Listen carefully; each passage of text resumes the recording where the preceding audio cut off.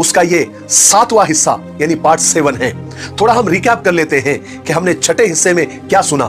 ہم نے چھٹے حصے میں سنا کہ کس طرح دائی حلیمہ نے دوبارہ حضور پاک صلی اللہ علیہ وسلم کو حضرت آمنہ سے اجازت لے کر دوبارہ اپنے گاؤں واپس لے کر آ گئی۔ السلام علیکم ورحمۃ اللہ وبرکاتہ۔ امید ہے آپ سب خیریت سے ہوں گے۔ میں بھی الحمدللہ اللہ کا لاکھ لاکھ شکر ہے سنا خیریت سے ہوں۔ آج انشاءاللہ جس ویڈیو ریئیکشن دے رہے اونلی مفتی، ان کے چینل کا نام ہے، ان کے چینل کا لنک بڑی ڈسکرپشن باکس میں دے دوں گا، آپ لوگوں نے چینل سبسکرائب کریے گا اور میری ویڈیو انت تک دیکھیے گا۔ یہ ویڈیو ہے ہمارے پیارے آقا نبی پاک صلی اللہ علیہ وسلم کی پوری زندگی پہ بننے والی سیریز کا یہ 7واں حصہ ہے، یہ یعنی کہ اس سے پہلے چھٹا بھاگ ہو چکا ہے، 7واں پارٹ ہے یہ، تو اس کو پورا اینڈ تک ضرور دیکھیے گا۔ ہمارے پیارے آقا نبی پاک صلی اللہ علیہ وسلم کی پیدائش سے لے کے ان کی وفات تک کی یہ پوری سیریز ہے، یہ سیریز بہت لمبی ہے۔ روز انشاءاللہ ایک ایک پارٹ ہم آپ کو خدمت میں پیش کریں گے، یعنی کہ اس پہ ریئیکشن دے کے اپلوڈ کریں گے۔ آپ اس کو ضرور اینڈ تک دیکھیے گا اور خود بھی دیکھیے گا اور اپنے دوستوں کو، اپنے رشتہ داروں کو میں شیئر ضرور کریں تاکہ لوگ ہمارے پیارے آقا نبی پاک صلی اللہ علیہ وسلم کی زندگی کے بارے میں پوری چیز سچائی جانیں، ان کی چھوٹی چھوٹی باتیں جانیں، ان کی کیا سنتیں تھیں، ان کا کیا کہنا تھا اپنی امت کے لیے، کیا انہوں نے اپنی امت کو پیغام دیا، کس طرح سے امت کو عمل کرنا چاہیے، ان کے بتائے ہوئے راستے پر چلنا چاہیے تاکہ ان کے بتائے ہوئے راستے پر چلنے میں اللہ راضی ہوگا اور انسان اللہ نے چاہا تو دنیا میں سنورے گی اور آخرت میں سنورے گی۔ تو چلیے بنا دیری کے پہلے ویڈیو اسٹارٹ کرتے ہیں، پھر اس کے بعد بات کرتے ہیں۔ السلام علیکم دوستو، کیسے ہو؟ امید ہے کہ سب خیریت سے ہوں گے۔ اللہ آپ لوگوں کو ایسے ہی خوش رکھے۔ سرکار دو عالم صلی اللہ علیہ وسلم کی پوری زندگی پر بننے والی ویڈیو سیریز اس کا یہ 7واں حصہ یعنی پارٹ 7 ہے۔ تھوڑا ہم ریکیپ کر لیتے ہیں کہ ہم نے چھٹے حصے میں کیا سنا۔ ہم نے چھٹے حصے میں سنا کہ کس طرح دائی حلیمہ نے دوبارہ حضور پاک صلی اللہ علیہ وسلم کو حضرت آمنہ سے اجازت لے کر دوبارہ اپنے گاؤں واپس لے کر آ گئی، اور پھر ایک دن بکریاں چراتے ہوئے حضرت جبرائیل علیہ السلام اور کچھ فرشتے آئے اور آپ صلی اللہ علیہ وسلم کے سینے مبارک کو چاک کیا اور دل کو نکال کر زمزم سے دھو کر دوبارہ واپس رکھ دیا۔ پھر دائی حلیمہ نے اس واقعے سے ڈر کر اور سہم کر کہ آگے چل کر کوئی ایسا واقعہ نہ ہو جائے جس سے محمد صلی اللہ علیہ وسلم کو نقصان ہو، تو بی بی آمنہ کے پاس حضور کو چھوڑ دیا۔ پھر ایک دن بی بی آمنہ اپنے ننیال یعنی یثرب گئی۔ یثرب مدینہ کا پرانا نام ہے۔ وہاں پر بی بی آمنہ 1 مہینہ ٹھہری اور واپسی میں ایک جگہ جس کا نام ابوا تھا، جہاں بی بی آمنہ کے شوہر اور سرکار دو عالم صلی اللہ علیہ وسلم کے والد دفن تھے، وہاں اچانک بی بی آمنہ کی طبیعت خراب ہوئی اور وہیں پر بی بی آمنہ 6 سال کی عمر میں حضور کو چھوڑ کر اس دنیا سے چلی گئی اور حضور 6 سال کی عمر میں مکمل یتیم ہو گئے۔ چلیے اب آگے سنتے ہیں۔ جب مکہ میں یہ خبر پہنچی کہ بی بی آمنہ کا انتقال ہو گیا تو مکہ میں کوہرام مچ گیا۔ جب حضور پاک صلی اللہ علیہ وسلم کے سر سے اپنی ماں کا سایہ بھی اٹھ گیا تو ام ایمن حضور کو لے کر مکہ آ گئی اور حضور کو ان کے دادا عبد المطلب کے حوالے کرتے ہوئے کہنے لگی کہ اے قریش کے سردار محمد کا اب تمہارے سوا کوئی نہیں۔ عبد المطلب نے کہا، ام ایمن کیا تو یہ سمجھتی ہے کہ میں عبداللہ کی نشانی کو یوں ہی بے حفاظت اور اکیلا اور تنہا چھوڑ دوں گا؟ محمد میرے دل کا ٹکڑا ہے، میری بوڑھی اور سفید آنکھوں کی روشنی ہے۔ یہ حمزہ، عقیل، حارث، ابو لہب، عباس یہ بے شک میرے بیٹے ہیں، مگر رب کعبہ کی قسم محمد مجھے ان سب سے بہت زیادہ پیارا ہے۔ ام ایمن تو میری محبت کا اندازہ نہیں کر سکتی، کاش یہ دل دکھانے کی چیز ہوتی۔ تو پھر آپ صلی اللہ علیہ وسلم کے دادا نے آپ صلی اللہ علیہ وسلم کو اپنی پرورش میں، اپنی تربیت میں لیا، اور عبد المطلب آپ صلی اللہ علیہ وسلم سے بے حد محبت کرتے تھے، ہر وقت اپنے ساتھ رکھتے تھے، آپ کی دیکھ بھال کرتے تھے اور آپ صلی اللہ علیہ وسلم کو اپنے سارے بیٹوں سے زیادہ چاہتے تھے، محبت کرتے تھے۔ گھر میں بی بی آمنہ کی باندی ام ایمن آپ کا خیال رکھتی تھی، کیونکہ عبد المطلب کی سخت تاکید تھی کہ میرے پوتے کا خاص خیال رکھنا، کبھی اس کی طرف سے بے پرواہی مت کرنا اور اس سے بے حد محبت کرنا۔ اور اس طرح آپ صلی اللہ علیہ وسلم اپنے دادا کی شفقت، محبت کی وجہ سے اپنے والدہ کا کچھ غم بھول گئے۔ لیکن قدرت جس کو بڑا بنانا چاہتی ہے اس کو آزمائشوں کے بھٹیوں میں تپاتی ہے، مصیبتوں غموں کے کانٹے دار جھاڑیوں سے گزارتی ہے۔ عیش و عشرت سے بڑی شخصیتوں کو جان بوجھ کر دور رکھا جاتا ہے۔ مصیبتوں مشقتوں کے اندھیروں سے ہی بلندیوں کے سورج طلوع ہوا کرتے ہیں۔ خدا کا یہی دستور ہے، یہی اس کی صفت ہے اور اسی میں اس کی مصلحت بھی ہے۔ میں اس لیے ایسا کہہ رہا ہوں کیونکہ ابھی 2 ہی سال گزرے تھے کہ دادا عبد المطلب بھی اس دنیا سے چل بسے۔ انہوں نے بھی دنیا کو خیر بات کہہ دیا اور محمد صلی اللہ علیہ وسلم کو اکیلا چھوڑ دیا۔ لیکن مرتے مرتے عبد المطلب کو یہ بڑا غم تھا، بڑا صدمہ تھا کہ یہ بے ماں باپ کا بچہ اسے ابھی کون سنبھالے گا؟ کاش میں کچھ دن اور زندہ رہتا جب تک کہ محمد اپنے پیروں پر نہ کھڑا ہو جاتا۔ عبد المطلب کی اس آرزو پر، اس آخری آرزو پر قدرت مسکرا رہی تھی، گویا یوں کہہ رہی تھی کہ اے ہاشم کے بیٹے، محمد کو بے سہارا سمجھ کر روتا ہے۔ اے بوڑھے سردار، یہ یتیم تو یتیموں کا والی ہے، غلاموں کا مولا ہے۔ जितने दुनिया में बेसहारा होंगे, ये एक दिन सबका सहारा बनने वाला है। ये वही तो है जिसके इशारे पर चांद और सूरज और सितारे गर्दिश करेंगे। अब्दुल मुत्तलिब, तू आराम से अपनी जान दे दे, मोहम्मद का गम न कर, इसकी गमखारी के लिए उसका खुदा काफी है। अभी हुजूर की उम्र सिर्फ 8 साल ही थी और ये उम्र ऐसी थी कि आप सल्लल्लाहु अलैहि वसल्लम गम और खुशी को पूरी तरह महसूस फरमा सकते थे।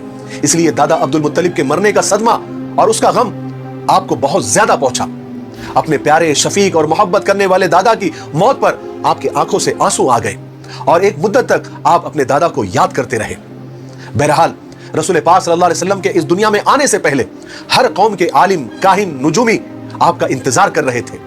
उन्होंने पिछले नबियों की किताबों में और आसमानी किताबों में पढ़ा था कि फला जमाने में फला जगह पर एक जबरदस्त नबी जाहिर होंगे जो सारी दुनिया के लिए खुदा की तरफ से पैगाम लाएंगे। उनमें से तो बहुत से आलिम और बहुत से राहिब और बहुत से नुजूमी और बहुत से काहिन तो ऐसे थे जो आपके आने का इंतजार कर रहे थे और वो आरजू और तमन्ना करते थे कि वो नबी आए और हम उनकी शरीयत पर चले।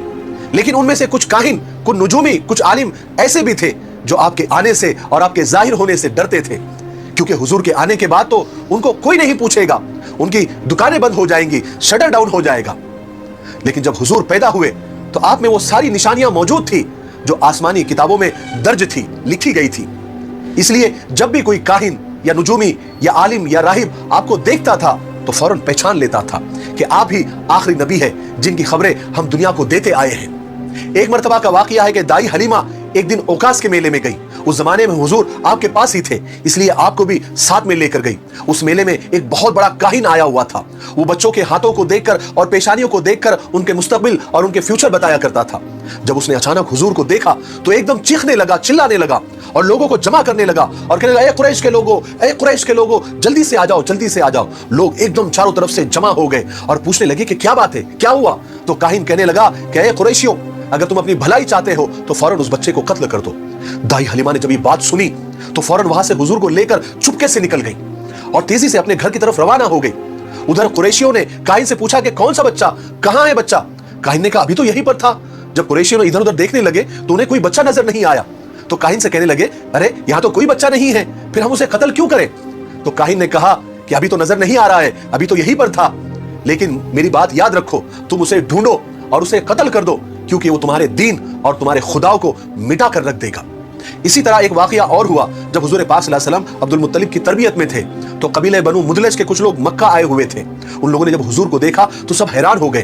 फिर उन्होंने अब्दुल मुत्तलिब से कहा कि आप इस बच्चे की खूब हिफाजत कीजिए, इसलिए कि मकाम इब्राहिम पर हजरत इब्राहिम अलैहिस्सलाम के जो कदम के निशान है वो बिल्कुल ऐसे ही है जैसे आपका बच्चा है। इसी तरह जब भी कोई आलिम, कोई यहूदियों का राहिब, कोई काहिन, कोई नुजूमी आपको देखता था, आपकी शक्ल को देखता था, आपकी शख्सियत को देखता था, आपके चाल चलन को देखता था, आपकी बातचीत को देखता था, तो फौरन पहचान लेता था कि यही नबी आखिरुज़्ज़मा है, यही आखिरी नबी है, क्योंकि अल्लाह तबारक व तआला ने हुजूर को बनाया ही सबसे प्यारा और सबसे निराला था। बहरहाल, दादा अब्दुल मुत्तलिब के इंतकाल के बाद हुजूर पाक सल्लल्लाहु अलैहि वसल्लम अपने चचा अबू तालिब के परवरिश में आए।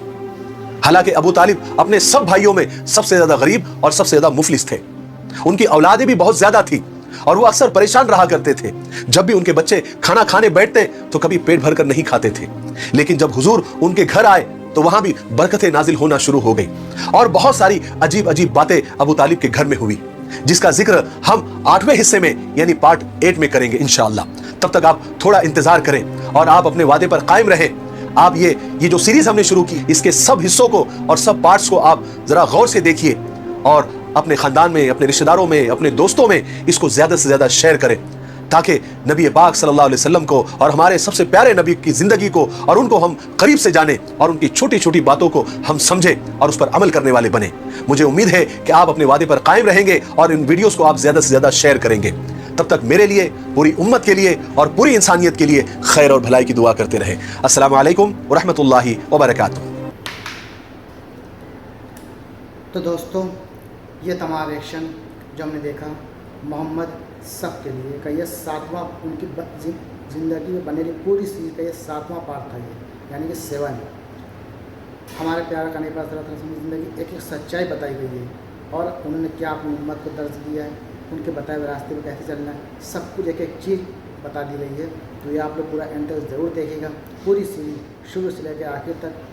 اور ایک مسلمان کو کس طرح سے زندگی جینا چاہیے، ان کی نقل کیسے اترنا چاہیے. جو ہمیں پیارا کرنے کا نقل اتارے گا وہی انسان جنت میں جائے گا. ان کے ہر بتائے ہوئے راستے پہ چلنا ہے. جو انہوں نے کہا ان کی زندگی میں جو کچھ ہوا، یعنی کہ 5 وقت کی نماز پڑھنا، جھوٹ نہ بولنا، سچ بولنا، تمام سارے وہ اچھے کام جو کرنا ہے. تو یہ سیریز کو ہر انسان ضرور دیکھے تاکہ اپنی زندگی میں وہ اتار لے اور اسی طرح سے عمل کرے تاکہ وہ نیک اور شریف بن اس دنیا سے جب جائے تو اللہ کی بارگاہ میں اسے شرمندہ نہ ہونا پڑے. کیونکہ اللہ نے اپنے محبوب کو اسی لیے بھیجا تھا امت کو صحیح راستہ دکھانے کے لیے. تو امید ہے یہ ویڈیو آپ لوگ اچھی لگی ہوگی. ویڈیو اچھی لگی ہو اس کو شیئر کر دیے گا.